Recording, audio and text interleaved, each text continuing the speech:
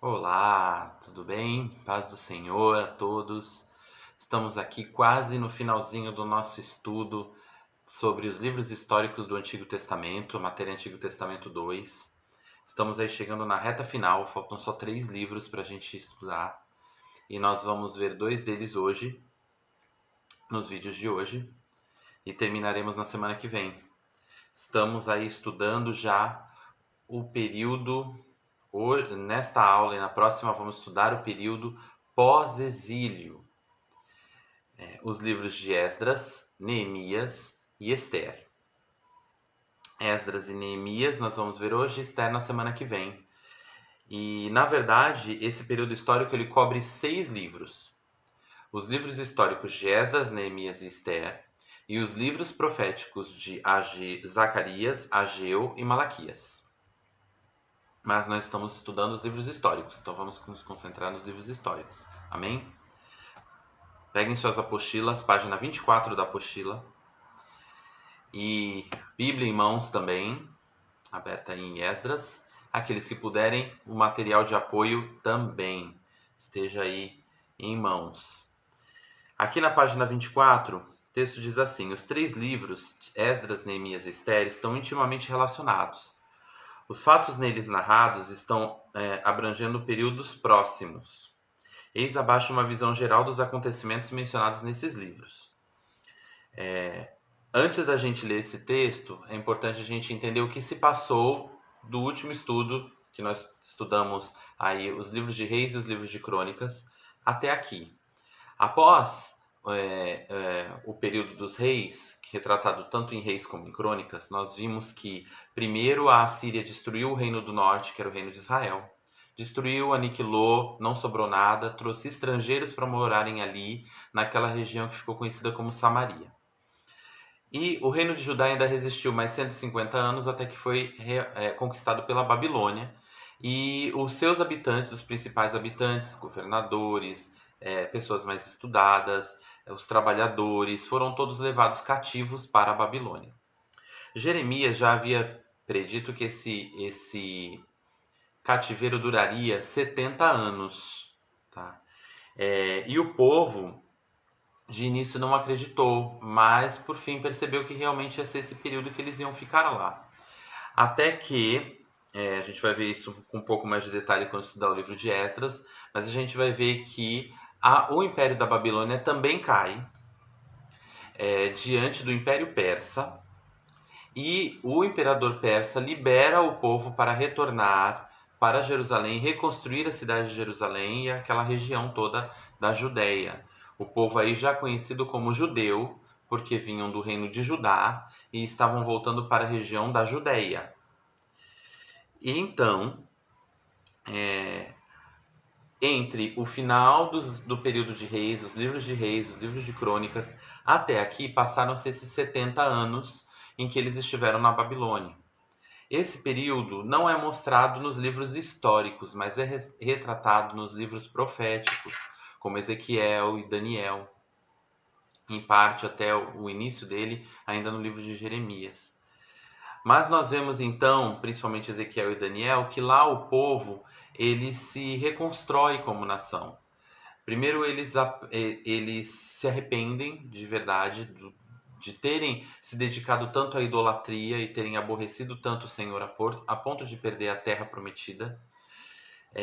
E lá, mesmo no meio de uma nação estrangeira, de uma região estrangeira, eles se voltam para o Senhor, eles começam a buscar a Deus em reuniões, em locais que eles passam a chamar de sinagogas, que vão ser muito importantes até os tempos de Jesus.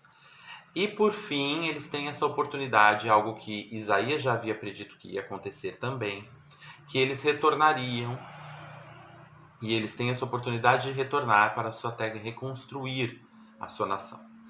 Então, esses 3 livros, Esdras e Neemias principalmente, e também em parte o livro de Esther, vai narrar essa reconstrução do povo de Deus, não como nação mais, porque eles não são mais uma nação independente, mas como povo do Senhor, como povo exclusivo do Senhor.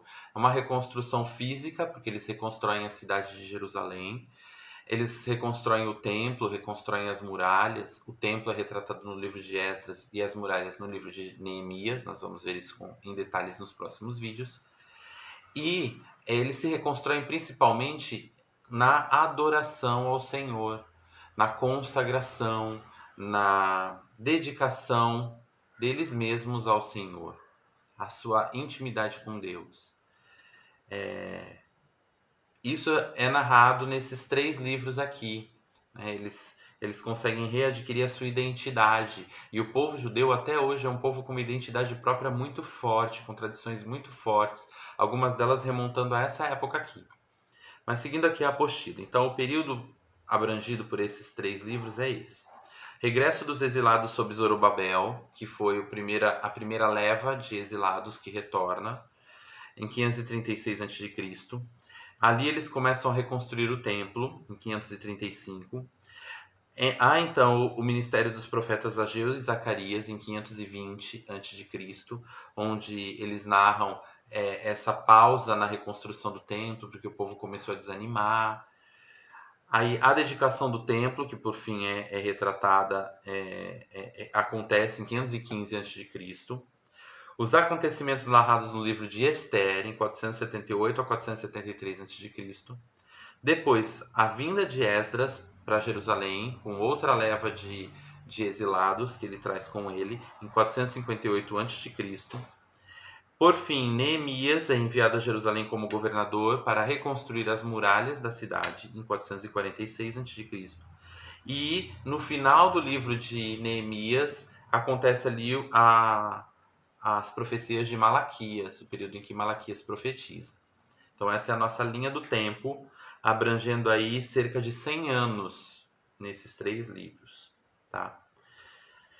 Então esse período é um período de reconstrução para esse povo, é um período em que eles retornam principalmente, buscam retornar à consagração, buscam retornar a ter uma identidade e buscam reconstruir a adoração, trazer de volta a adoração para suas vidas, porque eles não tinham mais o templo, ficaram 70 anos sem adorar no templo.